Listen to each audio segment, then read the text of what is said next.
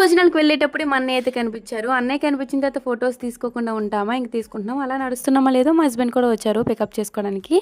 ఇంక వెళ్తున్నాము. ఫైనల్లీ మా వదిన వాళ్ళ ఇంటికైతే వచ్చేసాము. మనం బయలుదేరే టైం ఇవన్నీ ఎలా ఉంటాయంటే అందరూ తినేసి ఆకులు కడిగేసే టైంకైతే వాళ్ళు వెళ్తాము. అలాంటి వాళ్ళం అనమాట. ఇంక మా అన్నయ్య, వదిన, మా ఆంటీ వాళ్ళందరూ అయితే ఉన్నారు. ఇంక వాళ్ళతో అయితే కాసేపు ముచ్చట్లు వేసేసినాం. ఇదిగో ఈ ఆంటీ వాళ్ళ అబ్బాయిదే అనమాట యాన్యువల్ భోజనాలు. మ్యారేజ్‌కి అయితే వెళ్ళైపోయాం. ఎలా అయినా వెళ్ళాలి అని చెప్పి వచ్చాము.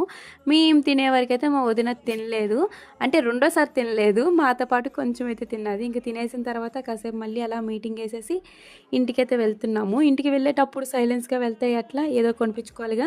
ఇంకా అలా ఐస్ క్రీమ్ పార్లర్‌కైతే వచ్చి ఐస్ క్రీమ్ కూడా తీసేసుకున్నాము. ఇంతకీ మీకు ఏ ఐస్ క్రీమ్ అంటే ఇష్టమో కామెంట్ చేసేయండి. నాకు కొనాలని ఎంత ఇండైరెక్ట్‌గా చెప్పినా అర్థం చేసుకోవట్లేదు. ఇక్కడ అలా మా అక్క వాళ్ళ ఇంటికి కూడా వచ్చేసాను. ర్యాబిట్ చూడండి ఎంత బాగుందో. మీకు ఏ పెట్స్ అంటే ఇష్టం కామెంట్ చేసేయండి.